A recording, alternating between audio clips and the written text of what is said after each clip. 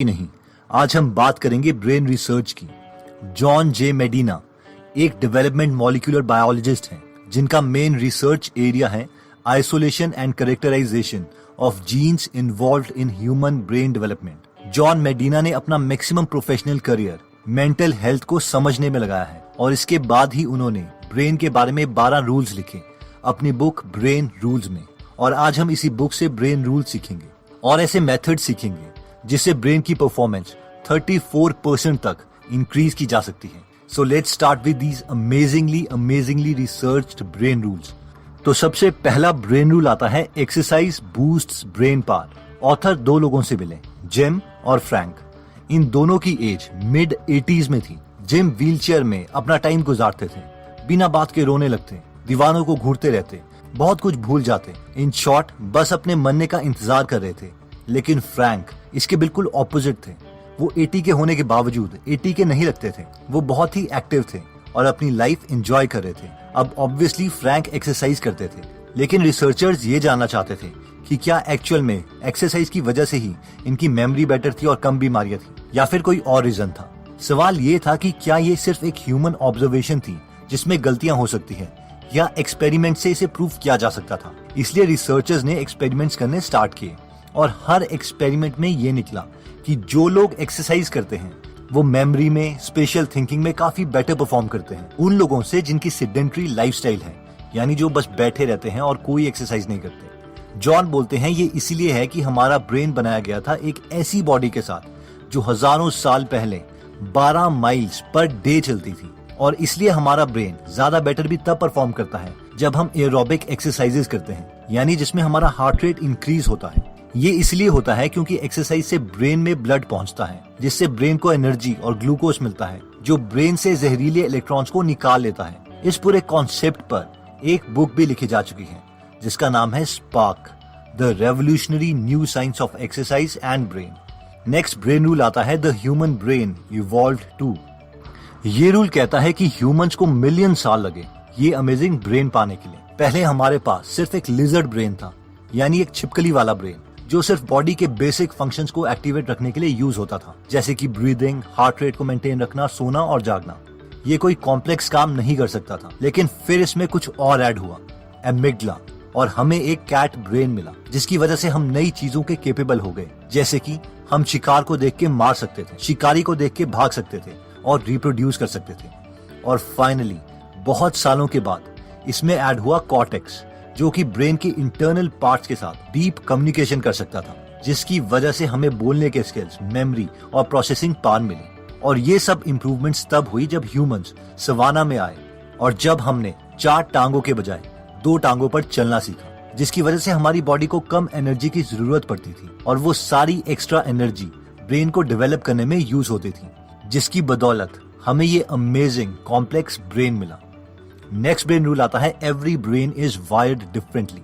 Michael Jordan, जो कि world के एक बेस्ट बास्केटबॉल प्लेयर रहे हैं, उन्होंने 1994 में बास्केटबॉल छोड़कर बेसबॉल ज्वाइन कर ली थी और जॉर्डन को एक के बाद एक हार का सामना करना पड़ा। उनसे आउटफील्ड में 11 गलतियां हुई और उस सीजन में सबसे कम स्कोर किया। कई लोगों को यह समझ नहीं आ रहा था कि ऐसा क्यों हुआ, क्योंकि बेसबॉल और बास्केटबॉल में काफी स्किल्स मैच करती हैं। रिसर्चर्स कहते हैं कि ये इसीलिए हुआ क्योंकि जो भी चीज हम अपनी बॉडी के साथ करते हैं, फिजिकली करते हैं, उसके अकॉर्डिंग हमारे ब्रेन की वायरिंग चेंज होती है। इसलिए अगर 2 लोगों के साथ एग्जैक्टली सेम इंसिडेंट्स भी हो रहे हैं तो भी उनके ब्रेन सेम जगह पर सेम तरीके से सेम इंफॉर्मेशन स्टोर नहीं करते। नेक्स्ट ब्रेन रूल आता है we don't pay attention to boring things. बहुत ही अमेजिंग रिसर्च में रिसर्चर्स को ये पता चला कि एट अ टाइम सिर्फ और सिर्फ हम एक ही चीज पर फोकस कर सकते हैं, यानी मल्टीटास्किंग के लिए हम बने ही नहीं हैं। जिसका मतलब ये है कि अगर हमारे सेंसेस किसी चीज को देख भी रहे हैं तो विद इन फ्यू सेकेंड्स वो उनमें से मैक्सिमम चीजों का डेटा डिलीट कर देंगे ताकि हमारा ब्रेन एक ही चीज पर फोकस कर सके। रिसर्चर्स कहते हैं कि अगर हम किसी भी चीज पर अटेंशन बनाना चाहते हैं तो हम इमोशनली अराउज्ड होने चाहिए। इसलिए हमें टीवी पर दिखाई जा रही एडवर्टाइजमेंट्स इमोशनल होती हैं ताकि वो हमें याद रहे। नेक्स्ट ब्रेन रूल आता है रिपीट टू रिमेम्बर। अगर आपको मेमोरी की प्रॉब्लम है तो इस ब्रेन रूल को सुनो। हम अपनी रिमेम्बरिंग स्किल्स इंप्रूव कर सकते हैं अगर हम उस इंफॉर्मेशन को उसी एनवायरनमेंट में रिकॉल करें जिस एनवायरनमेंट में हमने उसे लर्न किया था। यानी अगर हमें एग्जाम हॉल में एग्जाम देना है तो हमें कोशिश करनी चाहिए कि जब भी हम पढ़ाई करें तो हमारा रूम एग्जाम हॉल की तरह ही दिखे, ताकि हम उस इंफॉर्मेशन को रिकॉल कर सकें। नेक्स्ट ब्रेन रूल आता है रिमेम्बर टू रिपीट। ये ब्रेन रूल कहता है कि मैक्सिमम इंफॉर्मेशन हम पहले कुछ मिनट में ही भूल जाते हैं। लॉन्ग टर्म मेमोरीज हिपोकैम्पस और कॉर्टेक्स की कम्युनिकेशन के दौरान बनती है। यानी अगर हमें लॉन्ग टर्म तक चीजें याद रखनी है तो हमें उसी इंफॉर्मेशन से रिलेटेड और चीजें याद करनी चाहिए, और साथ में हमें इन इंफॉर्मेशन को इक्वल टाइम के बाद रिवाइज करते रहना चाहिए। नेक्स्ट ब्रेन रूल आता है स्लीप वेल थिंक वेल। आपका तो पता नहीं, पर मुझे ये मिसकंसेप्शन था कि सोना एक बहुत बड़ा टाइम वेस्ट है। जितना ज्यादा नंबर ऑफ आवर्स में स्टडी को दूंगा उतना ज्यादा मैं अचीव कर पाऊंगा, और मैं बहुत कोशिश भी करता था कि मैं कम से कम सोया करूं। इसलिए मैं हमेशा थका सा और रिएक्टिव स्टेट में रहता था। बट ऑब्वियसली साइंस ये प्रूव कर चुकी है कि हम जितनी कम स्लीप लेंगे उतने ज्यादा नेगेटिव कंसिक्वेंसेस हमारे साथ हो सकते हैं। कम स्लीप से हमारी अटेंशन कम हो जाती है, हमारी मेमोरी पर नेगेटिव इफेक्ट पड़ता है, हमारा मूड खराब हो जाता है, even logical thinking negatively impact होती है, और साथ में हमें बॉडी मूवमेंट से रिलेटेड बीमारियां भी हो सकती हैं।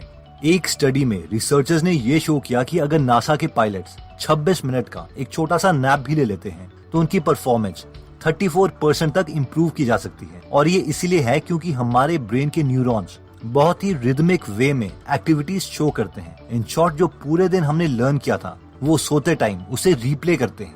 इसलिए दिमाग तेज करने का ये एक शॉर्ट तरीका है कि हम छोटा सा नैप ले लें। नेक्स्ट ब्रेन रूल आता है stressed brain don't learn the same way. Imagine कीजिए कि आपका कोई लव्ड वन बहुत बीमार है और उसे आप और आपके फैमिली मेंबर्स हॉस्पिटल ले जा रहे हैं ऑपरेशन के लिए। उन्हें ऑपरेटिंग रूम में ले जाया जाता है। आप ऑपरेशन रूम के बाहर वेट कर रहे हैं और वहां पर कोई आपको एक सवाल पूछता है कि क्या आप 86,51,277 को 2 से मल्टीप्लाई कर सकते हो, और वो भी विद इन 5 सेकेंड।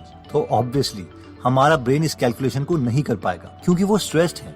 और ये ब्रेन रूल भी यही कहता है कि जनरली स्ट्रेस में ब्रेन परफॉर्मेंस डिक्रीज हो जाती है। ये इसलिए है क्योंकि हमारा ब्रेन स्ट्रेस के टाइम में एड्रेनलिन और कॉर्टिसोल रिलीज करता है, जो कि हमारी बॉडी को अटेंटिव कर देती है, लेकिन थोड़े टाइम के लिए।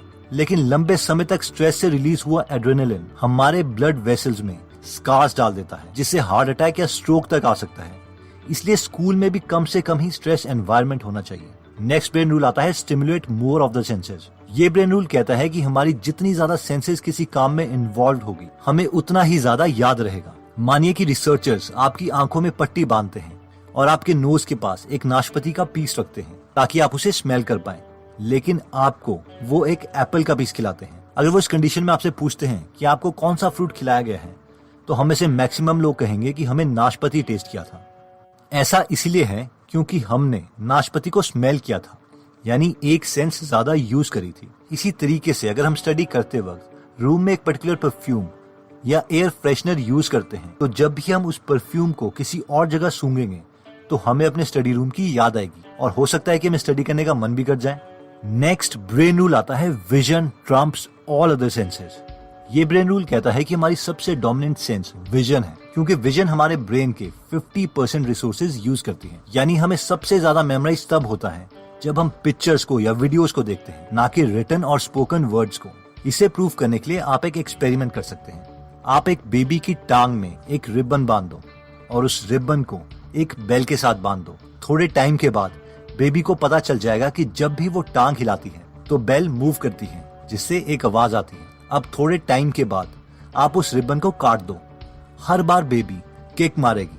अब जब हर बार बेबी किक मारेगी तो बेल की आवाज नहीं आएगी, और शायद वो थोड़ी और जोर के किक मारे। अब वो थोड़ी देर के बाद बेल को घूरने लग जाएगी। इस एक्सपेरिमेंट का कंक्लूजन ये है कि हमारा ब्रेन पहले से ही एक विजन के प्री लोडेड सॉफ्टवेयर के साथ आता है।